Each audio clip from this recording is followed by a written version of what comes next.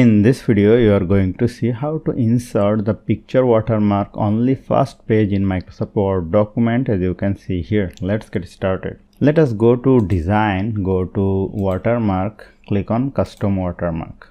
Then click on Picture Watermark, go to Select Picture, go to From File. Let us choose this picture from my computer, click on Insert and click on OK.